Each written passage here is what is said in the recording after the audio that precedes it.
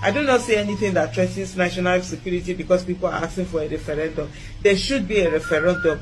Every region should be asked whether they want to be part of Nigeria. And if there's any region that does not want to be part of Nigeria, it's okay to allow that region to go its own way. Holding them hostage, because this is really holding them hostage, it's wrong. If you do a referendum, then you put it to rest. If they want to go, fine. If they want to stay, whether it is IPOB, whether it is Arewa, whether it is Odudua, whether it is South side, it is already 110 years, or it's already 111 years since the amalgamation, when the Northern Protectorate and the Southern Protectorate were put together. Has perpetuated a lot of crimes that led to the death of our troops, police, other security agencies, and even the people that he alleged is protecting. This is quite a disturbing development. While people thought the end of insurgency is just here, as the military continued to celebrate the jail sentence of Nazi Simon Ibba in Finland court, little do we know that eventually more calamity, disaster might be befalling some Nigerian villages as Boko Haram overrun certain villages in Borno State, leaving not less than 60 persons dead, including the military operatives. It is quite a very unfortunate development, honestly. Now, the question is, what exactly is happening in Nigeria? Who are the assailants? Who are these Boko Haram? Western education forbidden. That is the interpretation of the word Boko Haram. And they are being considered not just by Nigerian government, but internationally acclaimed to be the fourth most deadliest terror group in the world today. And the question is, if that is the case, why is the Nigerian authorities not laying more emphasis on eradicating these assailants who has claimed major landmarks within the Nigerian territorial sovereignty, saying that Nigeria belongs to them, that no power or authority or military formation that would defy such claims. It is quite unfortunate. It is quite indeed unfortunate, as we are seeing today being reported both by VC and other media outlets, that no fewer than 60 persons were massacred, including the community or residents and the security operatives attached to these regions. It is very interesting, as the state governor of Borno is marching out modality on how to return the internally displaced persons in various locations or communities. The Boko Haram has vowed that they will not allow any interference within the displaced cities, communities or local government, that it belongs to them. They declare it as their own territory or caliphate. And any aggressive move by the government of Nigeria will be met with swift resistance and battle. Well, that could be a declaration of war against the Nigerian state, because you can imagine non-state actors within your defined territory daring the government of the day, massacring the supposed citizens that by constitution is protected, that the executive or the president has this constitutional obligation, statutory obligation, to protect, the guarantee the safety of life and property within Nigerian state. I have often asked this question: does it mean that the life of these ones does not matter? Most of which were the internally displaced persons going back to reunite and possibly continue their life, because the life in internally displaced camps are not lives. People are being disenchanted, deprived. I mean, their societal and communal life disrupted. There is no sense of privacy anymore within the Nigerian defined territories. I mean, involving the Nigerian citizens in their own land, in their own ancestral land, in their own country, being considered as fugitive endlessly. How will this cycle of vicious and destructive impunity continues? While the Nigerian government are hailing the verdict of the lower court or district court in Finland, sentencing Mazi Simon Ekpa for 6 years jail term over incitement of terrorism and illegal process of pursuing the independent state of Biafra, as they claim one of the reasons, and tax evasion and non-compliance to the legal act or whatever the case is. But the main enemies are within, occupying territory, expanding their tentacles and frontiers. I mean, for crying loud, these people are not just animals. And you just imagine where you kill 60 cows or 60 goats. Even woman will be moved with empathy to ask, why should this goat deserve such cruel death? Imagine you enter into a farm and killed 60 fowls or chickens. Definitely, the owner of such farm will not be happy with you. Honestly, it is quite very disturbing, and any concerned humanity must express a level of worry over what is going on. As I've rightly maintained, that Simon Ekpa isn't the problem, it's just a mere distraction. What was Simon Ekpa fighting in the first instance?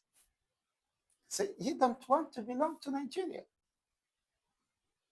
That he has the rights of association and, of course, of self-determination. But the Boko Haram, who said they are against Western education or whatever it represents, have declared war against the world of humanity, having their base established in Nigeria for barely 2 decades. Yet every year, billions of dollars even has been expended since all these 2 decades, or close to 2 decades of the oppressions, the fight to combat and stop them seems to be a wasted effort, because we have seen the escalations, we've seen in most recent them overrunning communities, overrunning military camps and bases and the rest of them. You begin to ask what exactly is happening and how long could that be sustained. It's an issue of concern and a matter of serious deliberation. So you can now understand that the problem is not just Mazi Simon, but the problem is rooted down in the foundation of this country. And we do hope that whatever happens, hopefully there could be a way out. But then, let's listen to this development. IPOB has maintained its demand for a referendum on Biafra's independence, while the Nigerian government insists the group's activities threaten national security. I do not see anything that threatens national security because people are asking for a referendum. There should be a referendum. Every region should be asked whether they want to be part of Nigeria. And if there's any region that does not want to be part of Nigeria, it's okay to allow that region to go its own way. Holding them hostage, because this is really holding them hostage, it's wrong. If you do a referendum, then you put it to rest. If they want to go, fine. If they want to stay, whether it is IPOB, whether it is Arewa, whether it is Odudua, whether it is South side, it is already 110 years, or it's already 111 years since the amalgamation, where the Northern Protectorate and the Southern Protectorate were put together. Why are you still forcing people to stay together? I have always said it, and I'll continue to say it. We need to have a Nigerian conversation. But by the way, has Kanu been vindicated? Now they have said APC and PDP are terrorist organizations, according to a Canadian court. Thank you. My name is Bruce Fine. I'm the international counsel for Nnamdi Kanu, especially relating to his now 4 years plus arbitrary imprisonment without trial by the Nigerian government. Here is a document that we all in this room have prepared. It is a petition to be filed with President Donald Trump asking that he list 6 Nigerian high-level officials, 5 judges and a former Attorney General, Mr. Malami, under the Global Magnitsky Human Rights Accountability Act. Now, to qualify for listing, you need to be systematically engaged in a violation of internationally recognized human rights.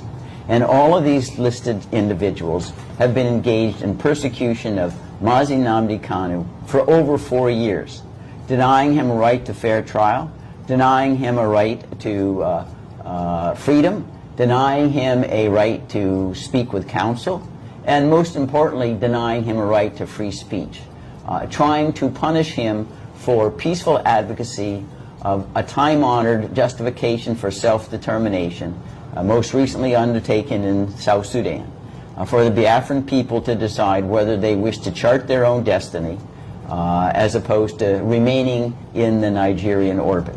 Remember that the Biafrans never did join Nigeria. There was never any vote for Biafrans to say, we want to be collectivized, as the British ordained in 1914.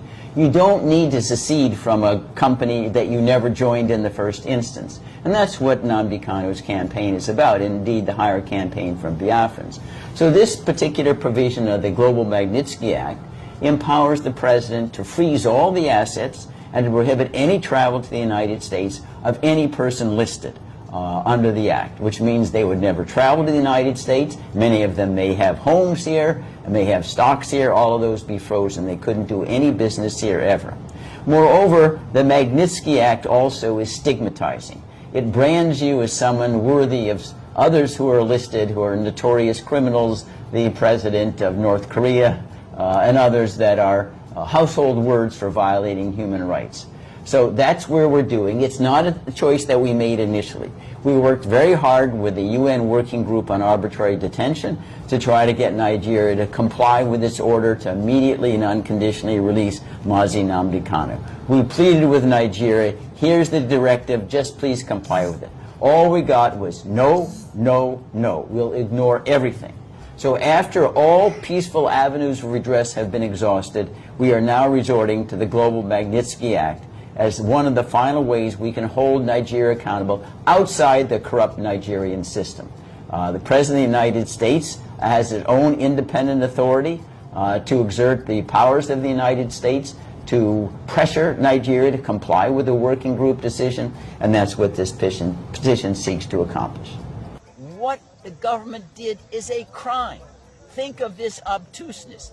Nnamdi Kanu is being prosecuted by the criminal organization that captured and prosecuted him. It's the government should be prosecuted by Nnamdi Kanu, not the other way around. And when that happens, we know that justice will have prevailed. Does the president have the power to actually punish countries doing business with Nigeria? I mean, how far do those teeth go? No, I mean, we can see right now with regard to the use of the tariffs. Yeah. If you call tariffs, punitive tariffs, 100, 200%, the answer is yes. Mm-hmm. The president does have that authority under emergency powers and existing sanctions that Congress has allocated to the executive branch to do those things. But I don't believe in this particular situation, Mark, there really is much space between the president and Congress. Congress also, the United States, is very, very critical of Nigeria. The chairman of the House Foreign Relations Committee, Chris Smith, has been a bitter critic of Nigeria for long years. And Congress could do something like expel Nigeria from the United Nations. That was done in a similar way with suspension. During the period of apartheid in South Africa, the United Nations suspended South Africa until it abandoned apartheid after Nelson Mandela was released. It was suspended for over 2 decades. That sanction is looking Nigeria in the face right now. That you continue to defy international human rights. You're not worthy of sitting in the United Nations anymore. And think of this kind of oddity. It was the United Nations Working Group that said Nnamdi is being held in violation of 16 international human rights covenants and orders his immediate and unconditional release. It is an arm of the United Nations. So how can Nigeria be part of an organization which is flouting at the same time? It just doesn't compute. And again, we hope that Nigerians will get control of themselves. There's a way in which you can use peaceful avenues of redress, separation. It doesn't need to be violent. It's happened in Czechoslovakia divided. It happened when Sudan divided. It's been done before. They need to get the negotiating table with Nnamdi Kanu so that everybody can be a winner. If it's not, we risk everybody being a loser. As an attorney, one last thing. Bruce, if you could expound on the difference of how they captured Nnamdi Kanu. Was it more of an arrest or a kidnapping? No, this was a kidnapping out and out. He's driving to the airport in Nairobi. They kidnap him, take him to secret premises, torture him for 8 days, then stick him in a private plane to go back to Abuja. That is kidnapping by any other name.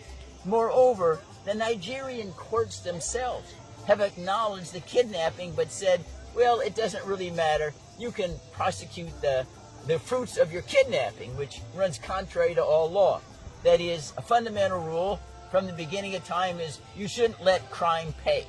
Well, what's happened here is the Nigerian courts has told the government, you can make crime pay.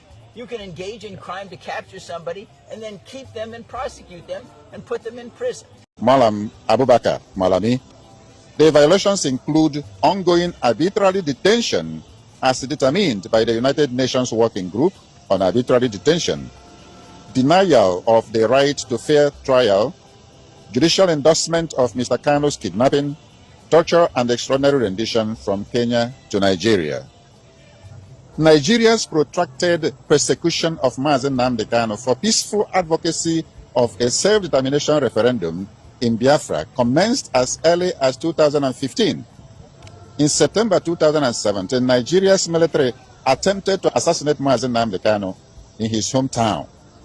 Many were murdered, but he managed to escape by a miracle. In June 2021, Mr. Kanu was kidnapped and tortured by Nigerian authorities in Nairobi, Kenya, followed by extraordinary rendition to Abuja, Nigeria. He has been detained in solitary confinement without trial and without proper access to lawyers ever since.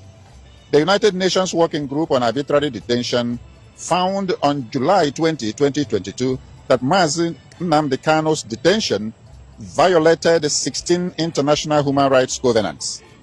It ordered his immediate and unconditional release and the reparations paid. Nigeria has flouted the working group decision for more than 3 years now. On October 26, 2022, the Federal High Court Umuahia declared Mr. Kanu extraordinary rendition unlawful and unconstitutional and awarded damages to him. On December 15, 2023, the Supreme Court of Nigeria, while acknowledging the Nigerian government's extraordinary rendition of Nnamdi Kanu as criminal, nevertheless decreed that the fruits of its crime, his detention and persecution, were legal. Bruce, could you tell us about the severity of the violations of justice? I mean, just how gross of an injustice is this, and where did they go off the rails in regards to how they treat Nnamdi Kanu? 6 volumes of logic here. The persecution really began even before the more recent kidnapping and torture in 2021. As far back as September in 2017, there's an attempted assassination through the military to kill Nnamdi and his family and friends. Nnamdi escaped by a miracle. His friends, many of them were killed. And all of this is in violation of the international human right to seek self-determination. Indeed, that right was announced almost 250 years ago in our American Declaration of Independence, the right to government by the consent of the governed. a right that every group enjoys around the world. It wasn't limited to the United States. And the fact is that the Biafrans never joined Nigeria. They were forced at the point of machine guns by the British in 1914 to amalgamate with other portions of Nigeria. But there wasn't any vote, and so there's no need to secede from an organization you never joined. And Nnamdi Kanu has been persecuted mercilessly by the Nigerian government.